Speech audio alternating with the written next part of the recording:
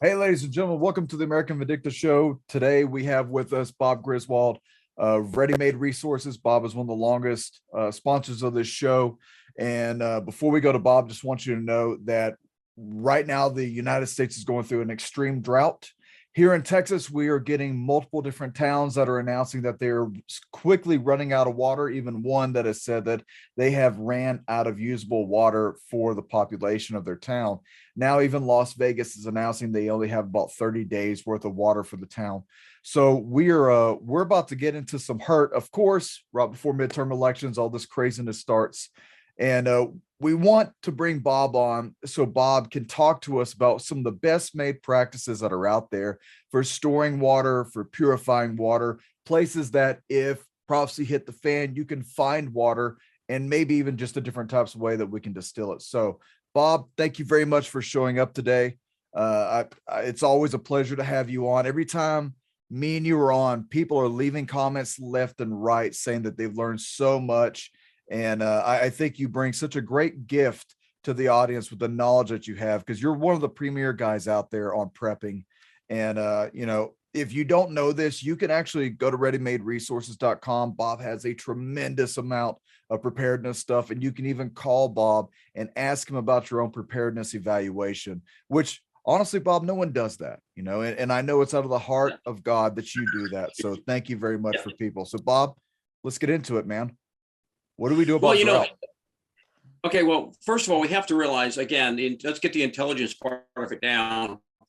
As a nation forsake God Almighty, as we abandon his law, as we mock his rules for life, and we just go diametrically opposed to everything he says is right, we go in the opposite direction and pursue it with all of our hearts the evil. We watch throughout history over and over again, God uses natural disaster to get our attention. Like, hey guys, you're going the wrong way. And we have to understand right now, is every natural disaster a result of, mankind's sin? Well, and the big question, theological answer to that is yes.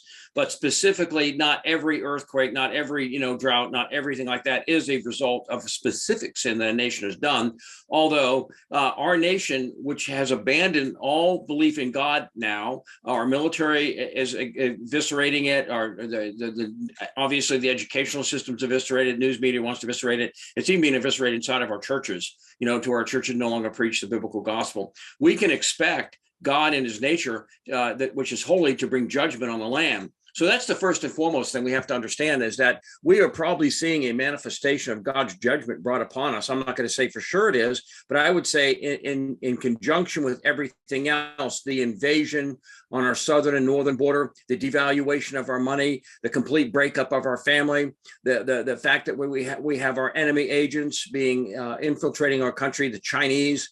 We're in perpetual war.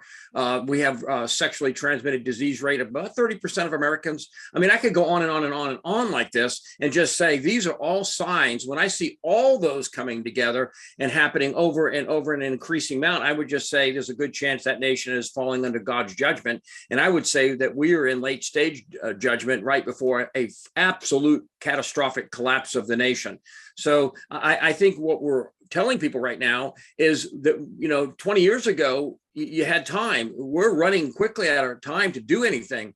And for the states that are experiencing this catastrophic drought, which is basically, I think they're calling it a 1,000-year drought, that you better start acting soon. And some of the things that you need to do right now, and I wouldn't I would not make big news of it, but I would try to get any 55-gallon drums I could get and start filling them up with water. You can get these drums online, and to have 500 to 1,000 gallons of water. You keep in mind you're not going to be moving these things, so you need to put them in a location that, first of all, people aren't going to see them. You don't want thirsty people seeing tons of water around. And so now's the time to start making sure that you have water to feed your family and to keep it clean. With that said, any water that I would use for washing, like doing a military bath type thing with a washcloth and anything, I would make sure I saved that water, because you can build a solar still and they're very easy to build. You can go on YouTube and watch how to build them, but basically you're just putting water in a container using the sun to evaporate it. And if you solar still that water a couple times, you're going to have 100% pure drinking water. I mean, you know, just going up to the space station, you know, they kind of recycle their urine, if you know what I mean. It goes through a basic and electric still, and it distills the water. So all the nasty stuff that we don't want to think about when we drink it is taken out. So I would be very, very, you know, careful on the water that I wasted. I would be also conscious of the fact that you have water in a toilet bowl, and the water in the tank in a toilet bowl is drinkable. The water inside the bowl itself, I would make sure I would, you know, filter that very well down to the viral level. But right now, I mean, you know, if you have a garden, you know, all growing, it's going to be very difficult to grow stuff because they're going to start putting water restrictions in. If you're caught with water being used in that manner, you're going to probably be fined severely. And so they're going to start monitoring your meter more. And they're going to make, you know, maybe 1 day on, 1 day off water. That you can't use water on certain days. If your street ends in even numbers, you can use water on certain days. If your house ends in odd numbers, you can use water on another day. There's all different kinds of ways to ration water, but I do see it coming. You know, and I would just say to people, make sure that you store it. With that said, you know, you can take, there's a plethora of ways to keep your water from going bad. And when I say going bad, I mean developing bacteria, fungus, mold, you know, that type of stuff in it. Water itself does not go bad. You could store that water for 50 years, take it out, and as long as you filtered it, you know, you could drink it because in itself, the H2O does not go bad. So it's just the stuff, the nasties that can grow in it. That can make you very, very ill, possibly even kill you. So, you know, as a general rule of thumb, if I've stored water, even if I just put it in there and take it out next week, I am going to filter that water.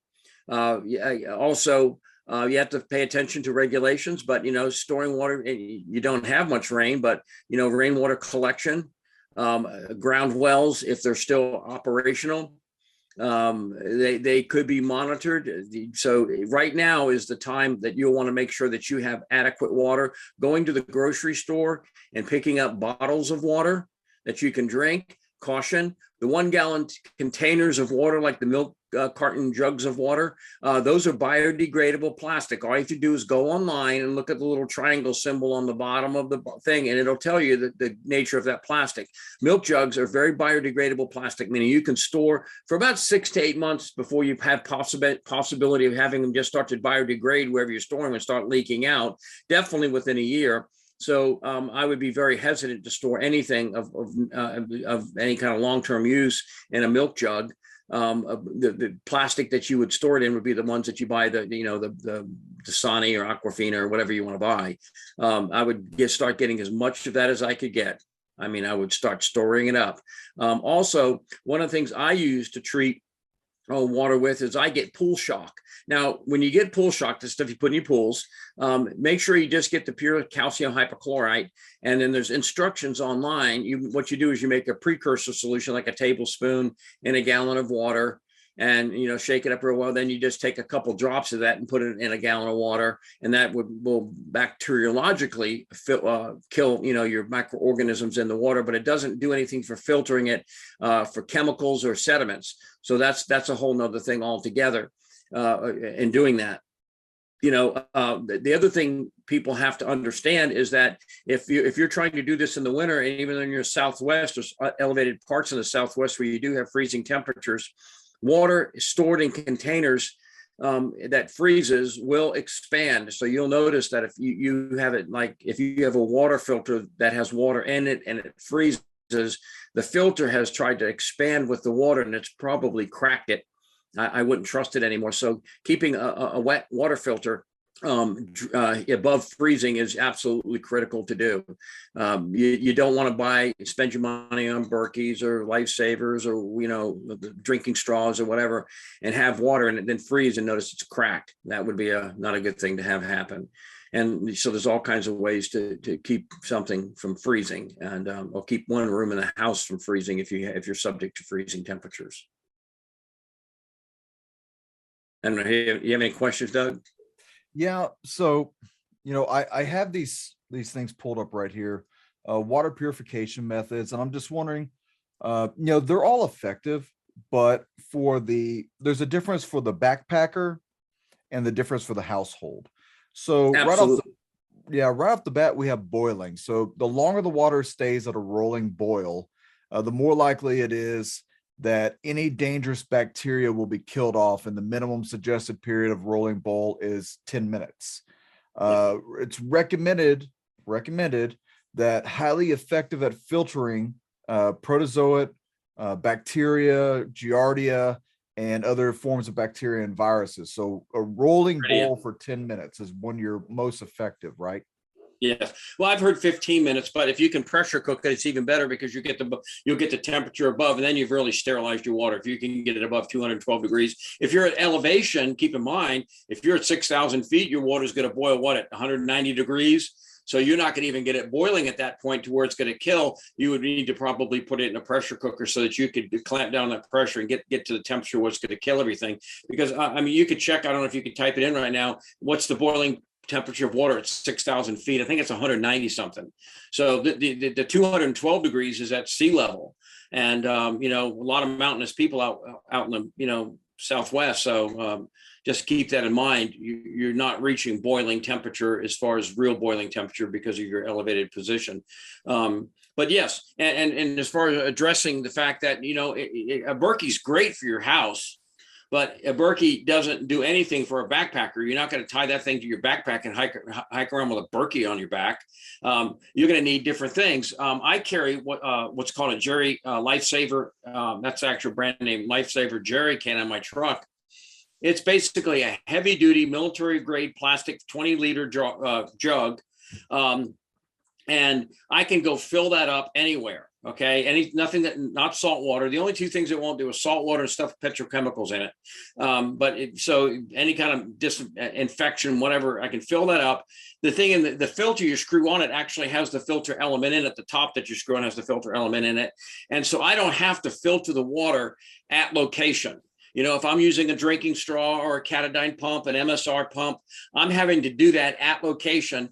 And if water is in a crisis situation, water can be a very dangerous place to be at because you're going to have other people and maybe even some larger animals all fighting for maybe dwindling water resources. So Absolutely. That's the thing about Lifesaver.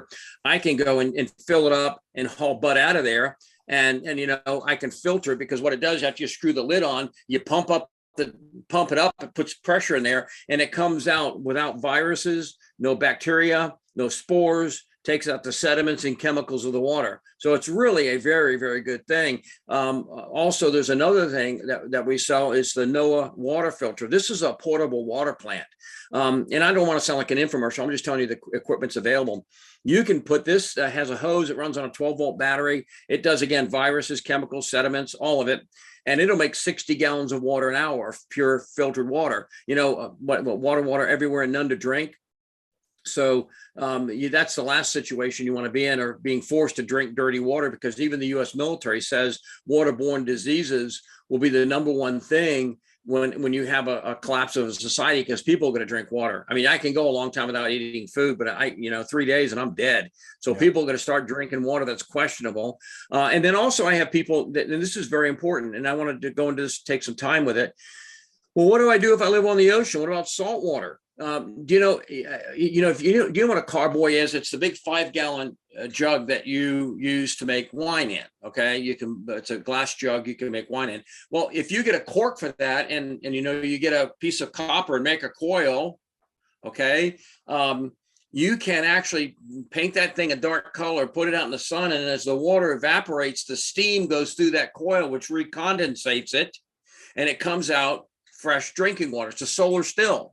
Very easy to do. Again, YouTube is filled with how to make solar stills. So if I'm living on the ocean and, I've got, all that water there and I want to be able to drink it, you could set yourself up with a couple solar stills that are going to make it be enough for drinking. It's not going to be something that you're going to be taking showers with, but it's definitely going to keep, the thirst away from your body. You can use less clean water if you needed to, to wipe down with, because that's the other thing. A lot of people, they think, oh, I've got to drink water, but unless you're keeping clean, if you're dirty, sweaty, dirty, and you're not being bathed properly, all kinds of fungus on your skin, dirt, and you can eventually end up with some pretty nasty stuff because you're not bathing correctly. So it's not just the water for drinking, it's the water for hygiene that you're going to need as well. But as I said, drinking water, you want to have pretty clean. I could jump in a lake and wash off if I had to, a stream, and feel fairly good about doing it. I've done it before. I've been out hiking and just jumped in a stream and washed. I wouldn't necessarily drink that water, but I definitely could bathe in it. And bathing is going to be important. Now, what is it? Las Vegas right now is down to 30 days of water.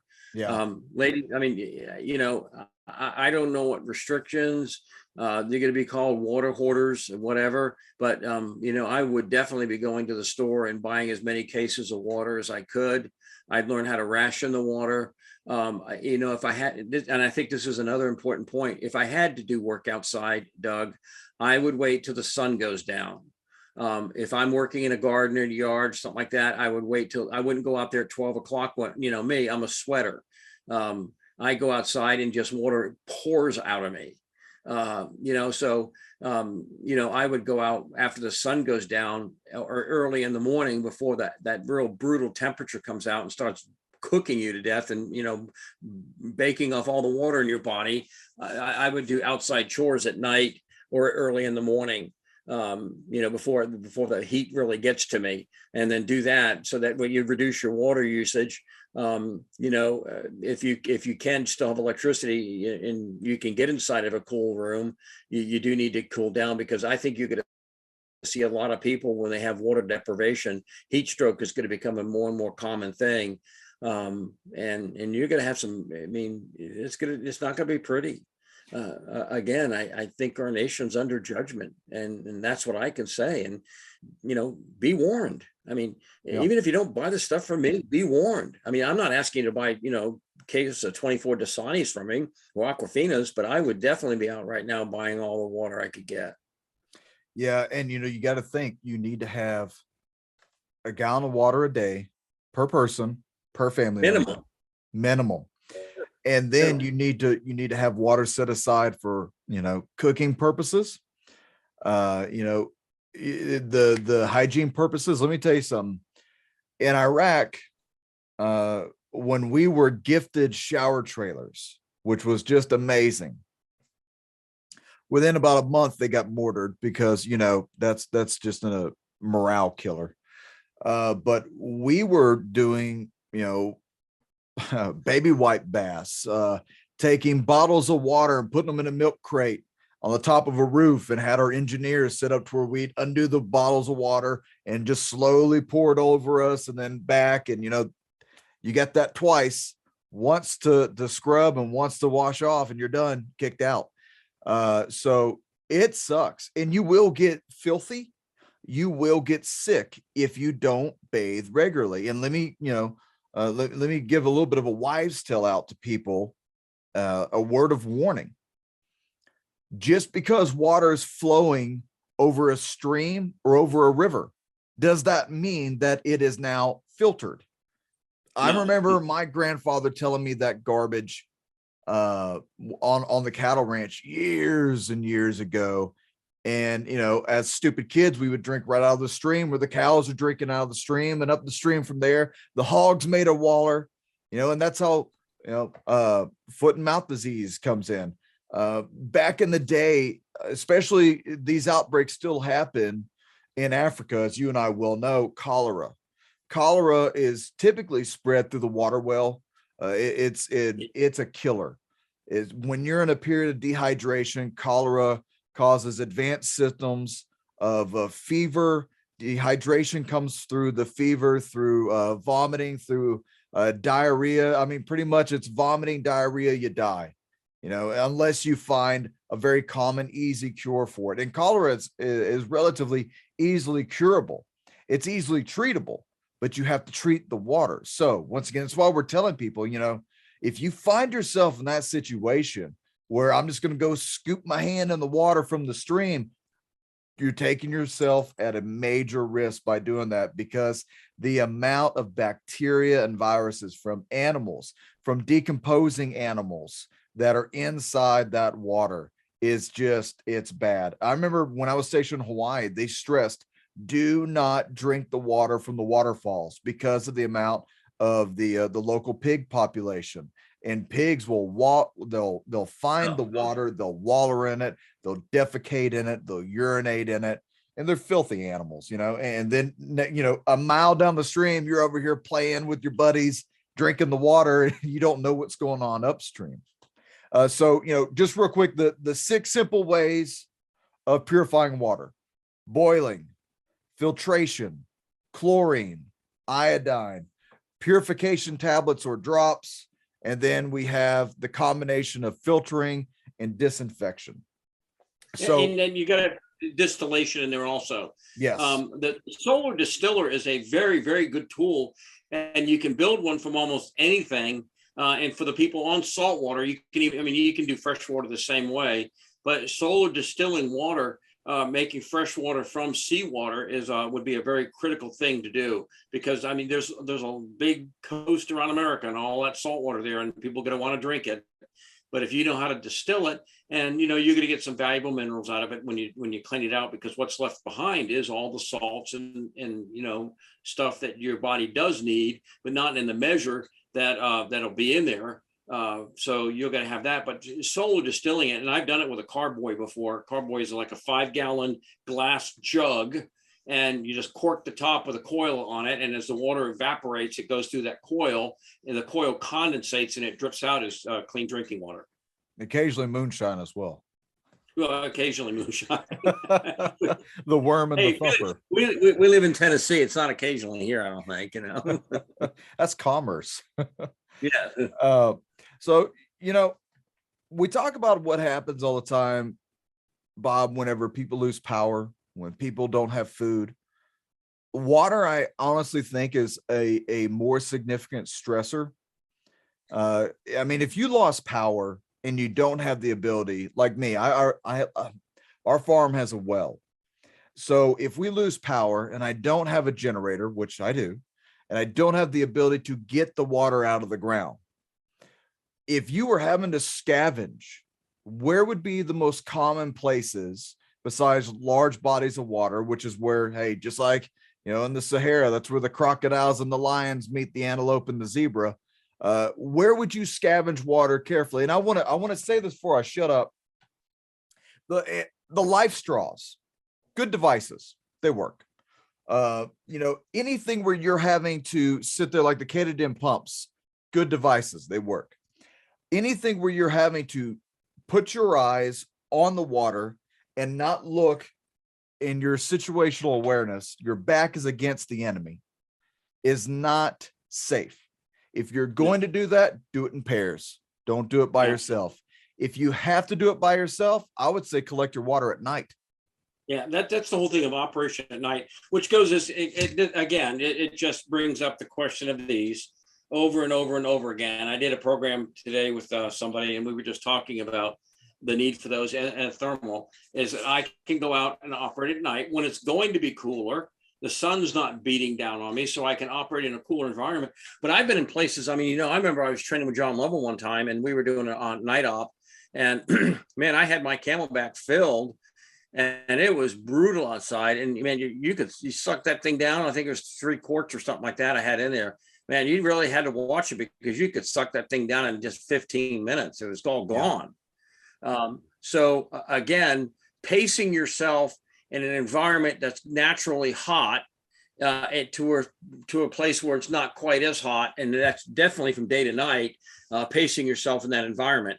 But again, nothing beats preparation. Nothing beats the fact that you go out right now and buy the water and put it in your house and store it. And I want to speak on this real quick, because you hit something that's very important. You drank your Camelback in about 15 to 30 minutes. When we were in operations in Iraq, it's like 130, 140 degrees. it's ridiculously hot. Set your stove on to 140 and open it up about 20 minutes later. That's what it felt like every day. Stick your head in it. Yeah. And those temperatures, Bob. I don't need to say it to you. 100 degrees at night sleeping, you're sweating constantly, you're losing the sodium value that's inside your blood, that's inside your vessels and your veins start to collapse because you're being dehydrated, which means if you're dehydrated, you can't get a proper IV, right? So that's why being hydrated is so dang important. But you can get climatized to that environment. After about 2 months, we got to where all we needed was a bottle of water in our pocket for a 4 to 5, 6 hour patrol and just a little bit of extra water on us, and we were fine. But that first stop in Kuwait, that's when they're telling you you're drinking like 2 gallons of water a day. And then your first month or two in Iraq, you're drinking 1.5 gallons to 2 gallons of water a day. And then your body starts to get acclimatized to it. Now, that means in your home, in this type of heat, you need to be drinking water now. You don't need to be dehydrated when you run out of water. You need to be hydrated now. And I say that for this main reason. All right. A lot of people, Bob, they say, here's me once again being a hypocrite, drinking an energy drink. But between the energy drinks, the Cokes, and the alcohol, you will destroy your body's ability to be properly hydrated, which means cognitive function goes down, your decision making goes down, the way your body processes food becomes highly irritable. It can affect everything. Your heart, it can affect everything. So being properly hydrated now before the crisis comes is the game changer. Yeah, and again, like you said, alcohol is absolutely probably one of the worst things you can drink. Caffeine doesn't do you any good, but as your blood volume goes down, your heart has to work more. Your chance of stroke goes up because your blood's thicker. It's harder to pump through. So keeping properly hydrated is critical. And the other rule is this: if you have minimal water, do not eat food. Your body is going to take a lot of water to process that food through it. And so I would rather not eat and drink water and let that water do what it needs to do in my body rather than use it for digestion. And so, eating, your big meal, you might like it, but it's going to take a lot of water to process that food out of your body. So I would be eating minimally, if anything at all, or if eventually you're going to have to eat, but eat minimally and use just the water that you need to process that food, because again, the more you eat, the more water your body's going to take. So the survival rule number one, at least for the first 3 days, if I didn't have any water, I would not be eating any food. Yeah. And another thing, I would tell people to make sure you have a lot of electrolytes on hand. Yeah. Liquid IV is one of the ones that we were issued in the government, and it works really well. Liquid IV works. Drip drop is another one that works really well. It probably is the most tasty out of the other two. But Gatorade's not bad. Just make sure you're staying clear of the stuff that is filled full of sugar. Yeah, sugar's going to make you thirsty. Yeah. So sugary drinks like that are not. You can get a lot of powder electrolyte drinks today that might have sucralose in it or something other than sugar. That gives it a little sweet flavor, but getting all those micronutrients back into your body are going to be absolutely critical, because if you're out there working and you don't, even if you've drank water, you're going to go to bed at night. I don't know if you've had one of those horrendous leg cramps where you feel like, you're in some ancient Middle East torture device, Middle Eastern age torture device. And your leg is just cramping, and it's just like you're screaming in pain. Well, that's definitely the way to cause it to happen, is not to replace your electrolytes. Plus, you can cause heart defibrillation and all other things of that nature, because your heart's not getting the 3 salts it needs to make it operate. Well, your body operates on 3 salts. And there's a tactical decision-making process here. If you're having to move from one place to another and you're moving at night, or let's say, you just happen to sleep at night, whatever, and you're dehydrated and you get one of those hell-bent cramps. I've had them before. They're horrible. And you scream out, you just let everybody know where you're at. Yeah, you can't do that. You just gotta grin and bear it. Well, not grin and bear it, but frown and bear it, whatever you do. But yeah, so doing those things are critical because again, we are seeing the breakdown of our country in every aspect, our economy, our politics. I was doing a program today and they were saying civil war. And, anybody who's ever seen war before up close and personal realizes it's not something that I want. I mean, I want to live at peace. I don't want to go out there and do that, but they're forcing it upon us. We've been noticing a trend just from different intelligence sources is now that Antifa and ISIS and all these are infiltrating small towns. So they're going out doing their dirty stuff out there. And, every way it can be broken down, it's going to be broken down because when these crises happens, these type of people know where your infrastructure is at. They know where your cable crossings are at. They know where the transmission towers are at. They know where the power stations are at, where the big transformers are at. They know all that, and they're going to add misery to it.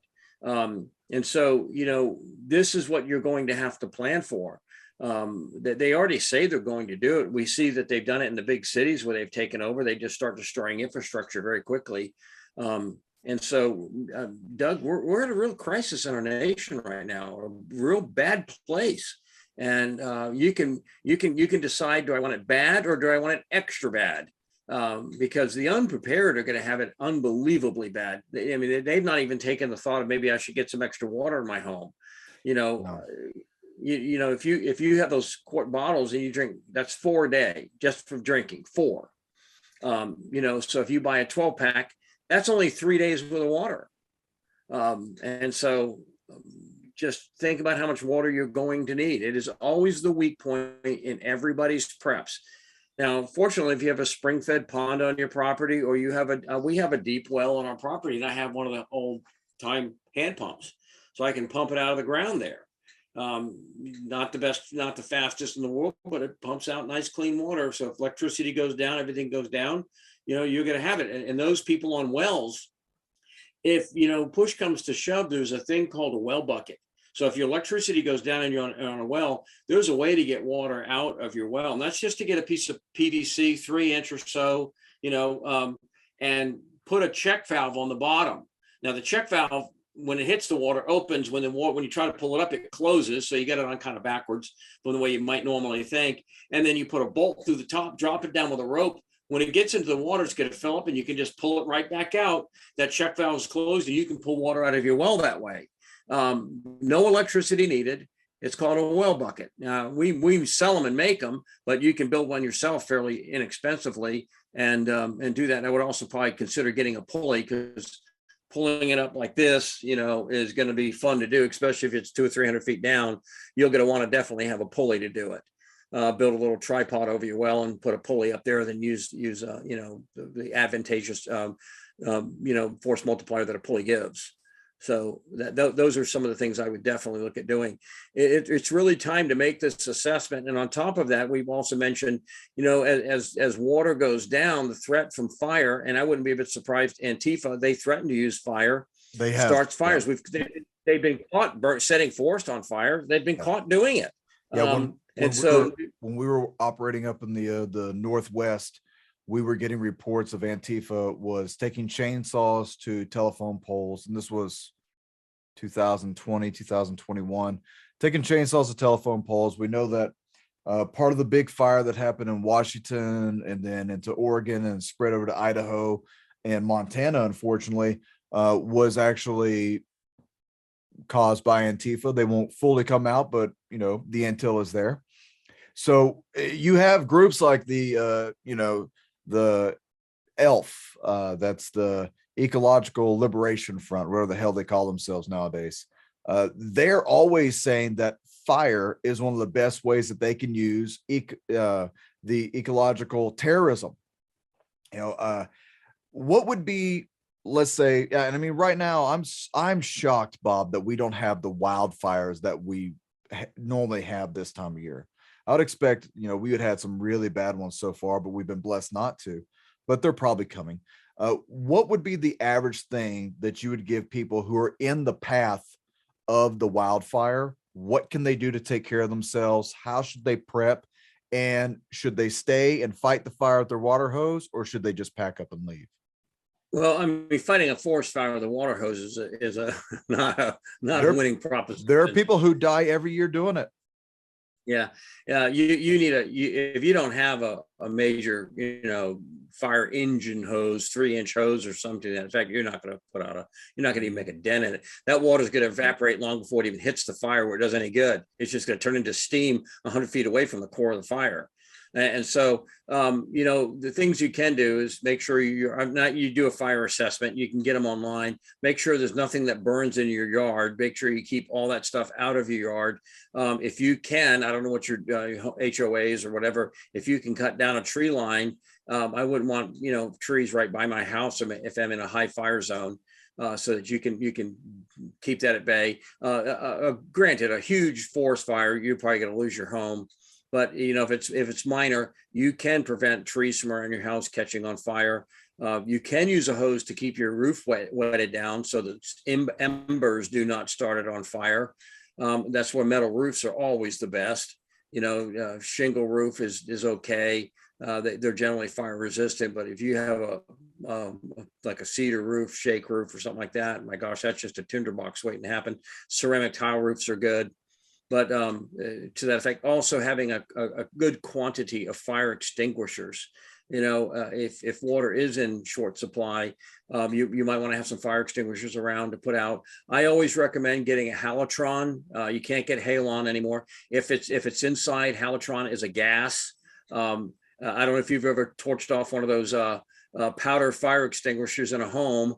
You never get that powder out of everything. It'll take an electrostatic charge and it'll get inside of every piece of electronics you have, and cleaning it up. It's a respiratory danger. So if I was cleaning it up, I would definitely want to have a mask on so I don't breathe that powder in. But you light one of those things off, and I mean, boy, oh boy, that powder goes everywhere. It's microfine. It does its job, but you really do make a mess with them. So they're great for outside, but I wouldn't want to use one inside. Halotron, they're a lot more expensive, but it puts a gas so that you can actually take the oxygen away from the fire, and it goes out very quickly.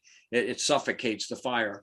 But I would have as many of those as I could have around. We have one, almost in every room in the house. I have a fire extinguisher, and I did have a fire one time in my comm room, and fortunately, I had a bunch of fire extinguishers, put it out. The other thing too is keep in mind that if you have fire extinguishers in your kitchen and your kitchen's on fire, the fire extinguishers might not be any good. They might be too hot to handle. So make sure you have fire extinguishers outside your kitchen. The fire blankets are always good, that you can just pull a fire blanket down and throw it over a fire. I have those everywhere. So I can put a fire out quickly, but keep that in mind. I just want to say that again. If you plan on maybe having to put a kitchen fire out, make sure that you have fire extinguishers and fire suppression tools and techniques outside the kitchen, because the last thing you want to do is go grab those fire extinguishers and have them be 150 degrees because it's next to a fire and you burn your hands doing it and you can't use them. Or the hose melts. So just make sure you take that into consideration, that you have a fire extinguisher outside to where you can get to it, to where your points of fire would be at.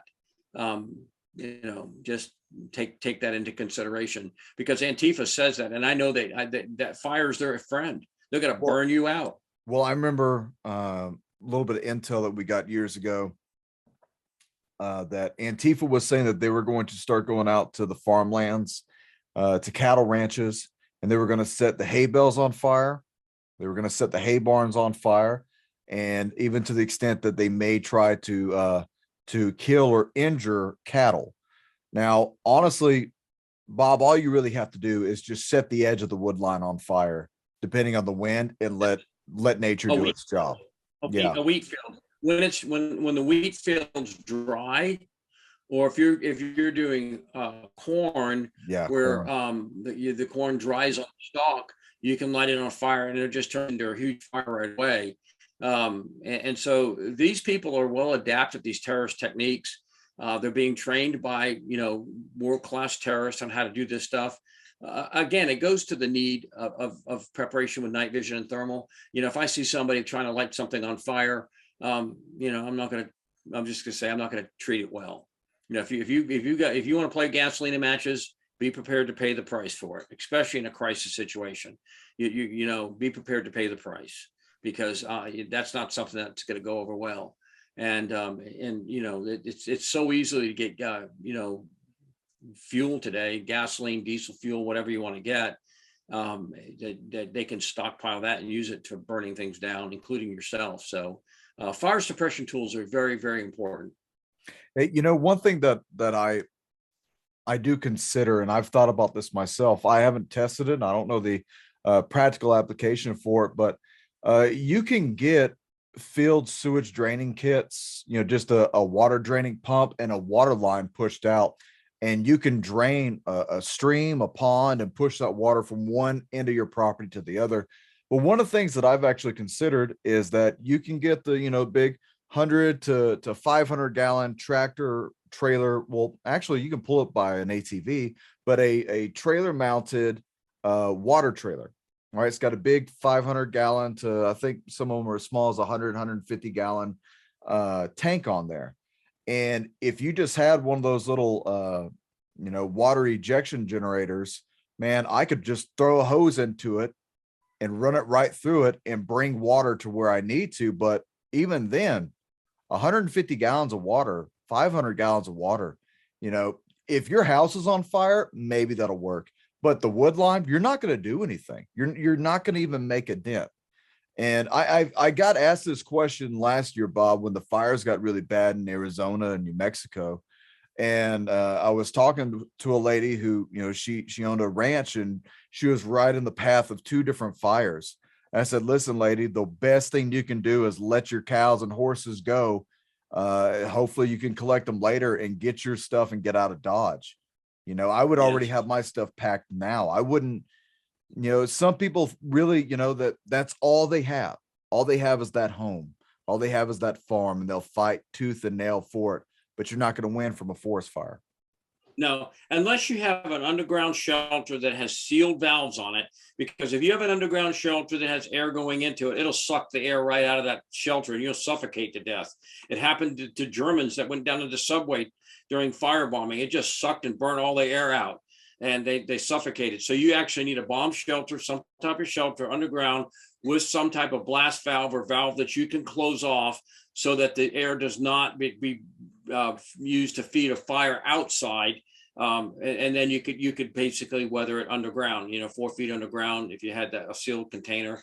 But keep in mind that once you start breathing the air inside and it's sealed, you don't have any new air coming in. You have a very limited time, depending on the size of it, how long you can stay down there before the CO2 starts to get toxic and you would have to come out. So you better think this through really well before you decide to do things. It's all we always read every year. The guy whose power went off and he brought a charcoal heater inside, you know, the outdoor, and lit the charcoal on fire to keep his house warm, and he dies from carbon monoxide poisoning. And so, you know, that's something you don't want to have. But if you had an underground bomb shelter that had a sealed thing, you could stay down there for a while fire passes. Yes. And you know, ride out the fire. But other than that, you better get out of its way, because it's unmerciful. You know, even if you get into a pond, you know, and tried to stay underwater in the pond, you're going to get boiled alive. I mean, it's just, maybe if you had scuba gear and you go down 30 feet and stay 2 hours there while the fire burnt, yeah, maybe. But if you try, you know, if you jump in water and get out, that fire is just going to turn that water into steam and roast you like a hot dog. Yeah. So it's something that doesn't fare very well. Yeah, and you know, But these forest fires, they're getting to the 1,000+ degrees. You know, yeah, you're not going to survive that. You get one that's having wind, like in Dresden, the fires got up to 2,500 degrees. It created a firestorm, and all the air everywhere around it was just being sucked into it, and it acted like a huge blast furnace. So it was melting steel. I mean, that's how hot it can get. And so, yeah, try to do everything you can do to mitigate the threat. But at the end of the day, if it's going to happen, it's not worth your life. You know, get in your car, take your valuables, and get gone before it comes your way. We had catastrophic fires up in Gatlinburg about 5 years ago. I mean, I saw people driving through them. Oh my gosh, it's like I'm driving through a 30 gallons of gas with fire all around me. I don't know. No, thank you. Yeah. But they did it, and God watched out over them, and they got out of it. But I mean, they were in a firestorm driving through, and I'm just afraid your tires would melt, whatever would happen.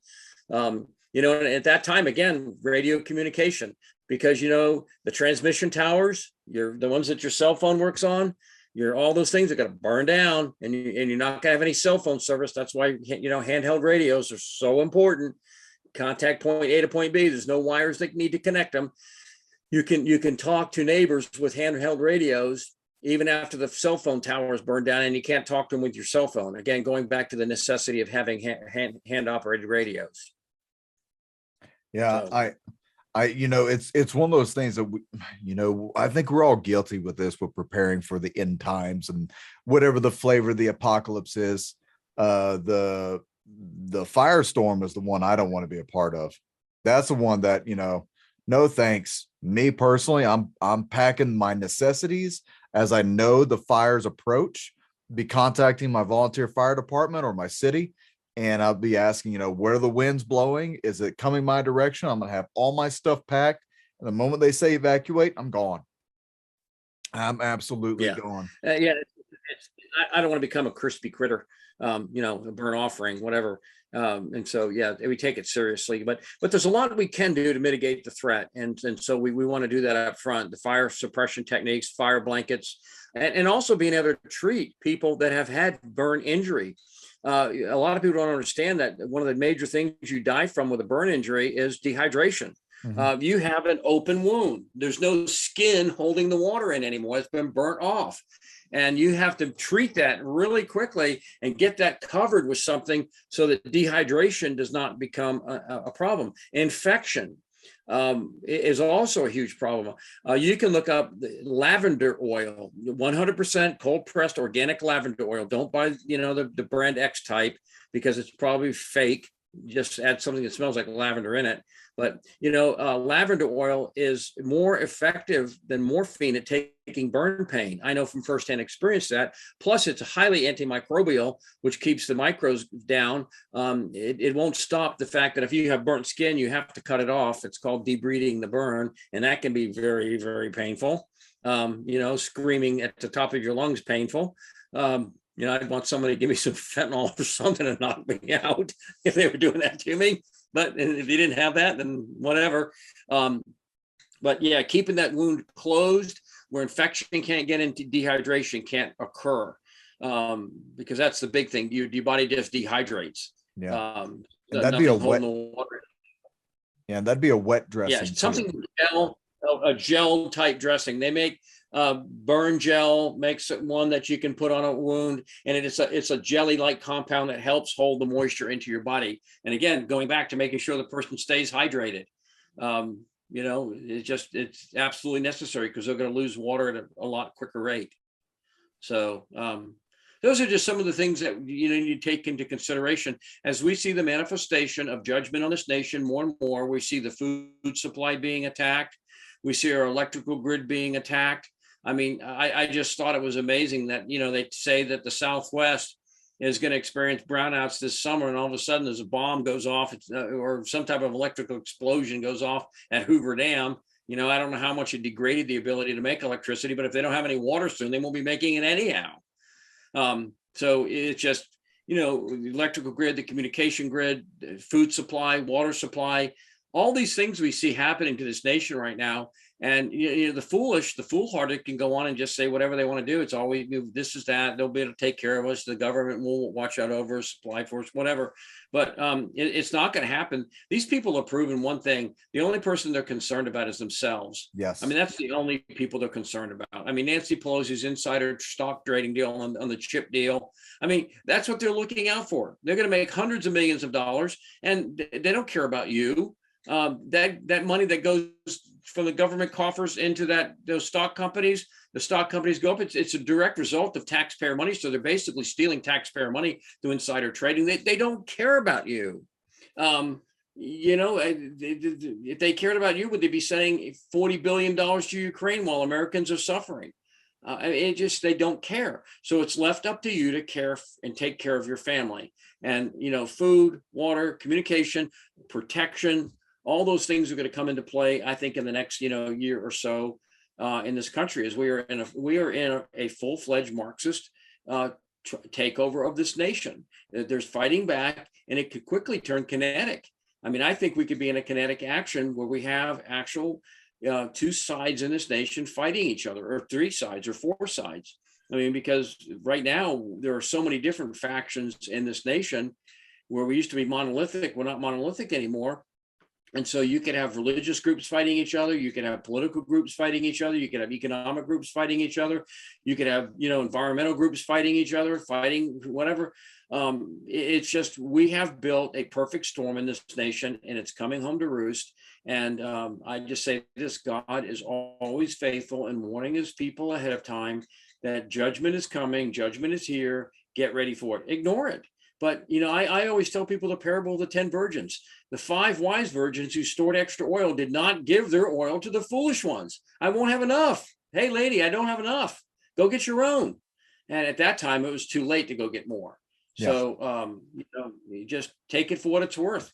If you can be foolish, that's your right to be foolish. Nobody's going to stop you.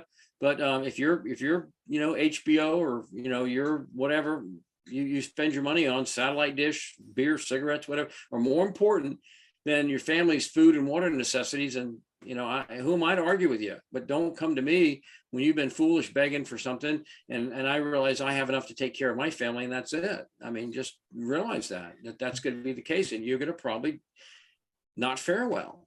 And, we're going through a recession right now, even though that definition was changed by the White House. Yeah, we redefined it. It's not a recession. It's technically not a recession. For 50 years, that's been the definition of a recession. And I guarantee you, if Donald Trump was in office and he had 2 quarters of negative growth, the recession would be, they'd land spacecraft on the moon just to announce it. Yeah. They'd be beaming stuff out the Hubble Space Telescope. Recession. Donald Trump, red-haired man, orange man.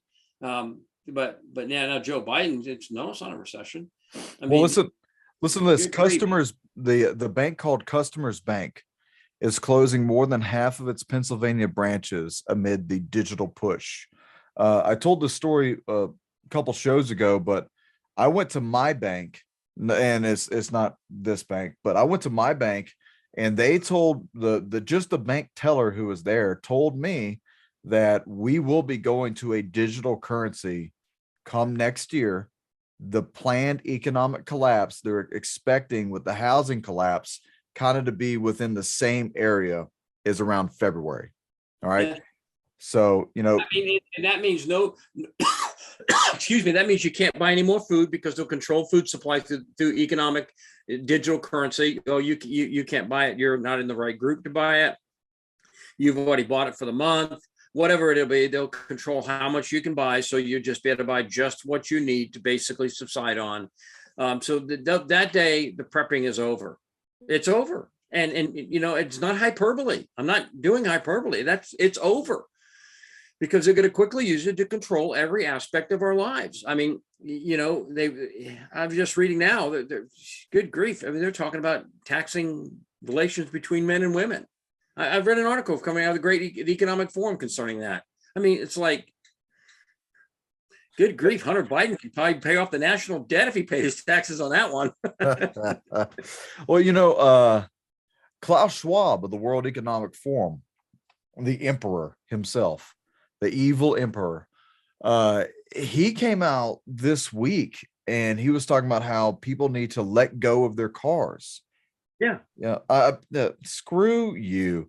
Bob, these people won't stop until we are under their thumb completely. And once we're under their thumb, they're just going to smush us. That's why it's so important to prepare. It's Luciferian, because Lucifer wants to dehumanize humanity. He's envious of the position God put humanity in. And so he wants to dehumanize us, disgrace us. I mean, in every way that we can, put down a human being, he wants to do so. We're groveling just for basic necessities and having, these Luciferian leaders over us enjoying the degradation they inflict upon us. I mean, they already like doing it now. I mean, they're getting into it. They like having people grovel to them. They want everybody groveling to them. But please, give me what I need, help. And that's what they get into. I mean, it's like the serial killer. If you ever read the serial killer, like I read Ted Bundy, what he got into was the women pleading. He got into that. It turned him on. Help, don't hurt me. I'll do it. That pleading, and it's like that was a big thrill for him. There's an element of power. Yeah, I've actually read the same book. There's in law enforcement, depending on which academy you go to, they actually break down the psychology of psychopaths and serial killers, mass murderers, assassins, and that vulnerability and the ability to have control and power over somebody and to manipulate emotions. That's what these elitists that we're talking about, they like to do. They're of the same mindset of Ted Bundy. They love to starve people. Exactly. I mean, they're sociopaths. They're psychotic sociopaths. Yeah, absolutely. And they're cowards. Yeah, and they're cowards. I mean, they'll never send. They'll never go. Their children don't go off to war. They don't go off to war. They send you off to war. Mm-hmm. They don't come to your house and arrest you. They send the police to arrest you because they're cowards. They just want to dehumanize people. This is what it's all about: dehumanizing us and making us grovel for them, because it empowers them to do more. And the more power we give to them, the lust for power grows and grows, and they just get into it more and more, where they just become the absolute serial killer that loves us begging and pleading and groveling and crying and whining just to, don't hurt me, that type of thing. And, it's about time we just tell these people, that no, we're not doing it anymore. Not doing it. No. Yeah. And once again, that's why I think community preparedness is so big. I think it's a big part of how we survive as a people.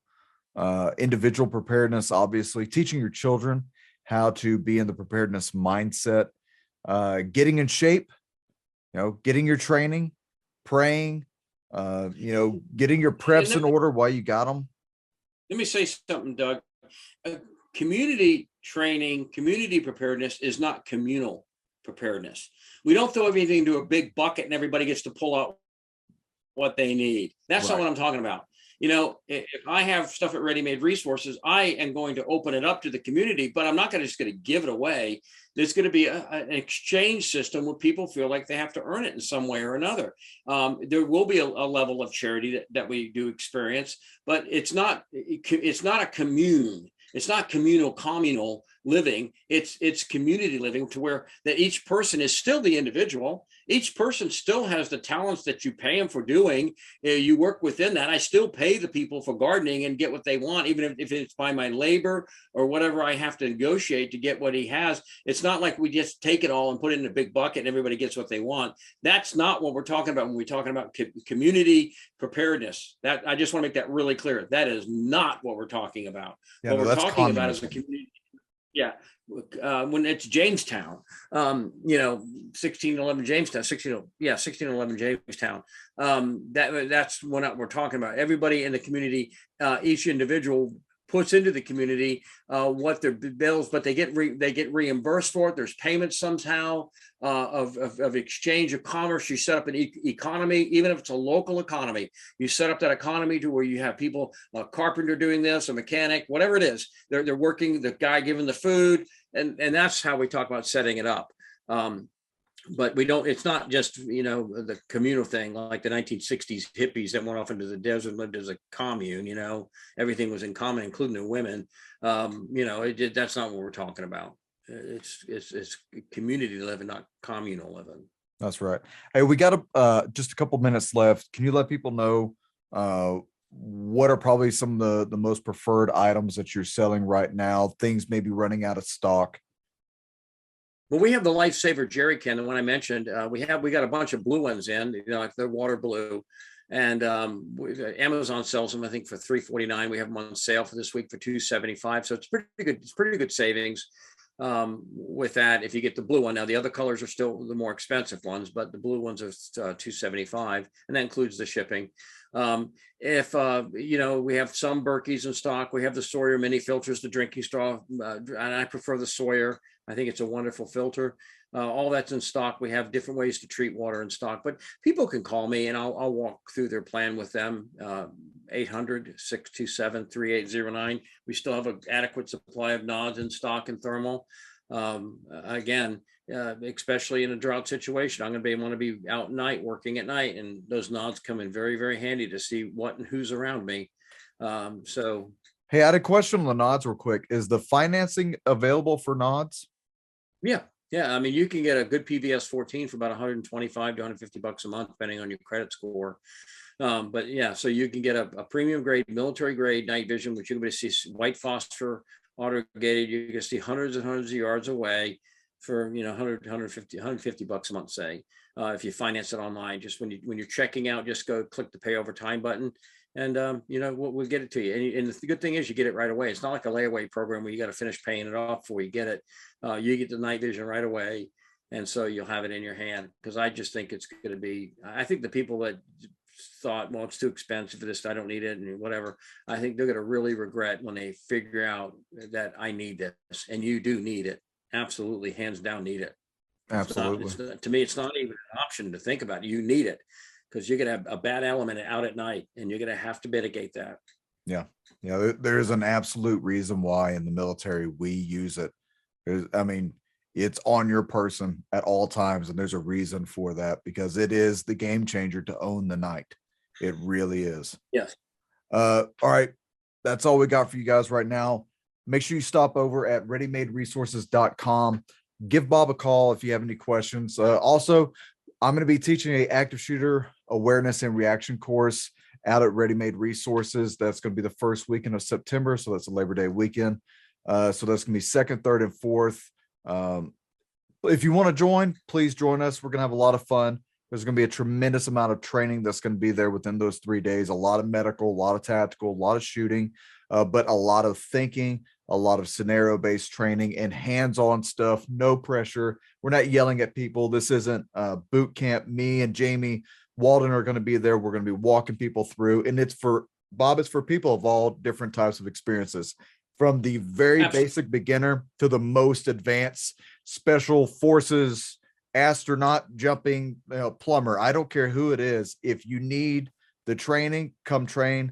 We're going to do a lot of fellowship while we're there, and you're not going to walk away feeling, like you just wasted your money. You're going to walk away knowing. Yeah, the after action reports are going to be good when you can actually just sit down and talk with you and Jamie, and just have night discussions. That's going to be a phenomenal tool.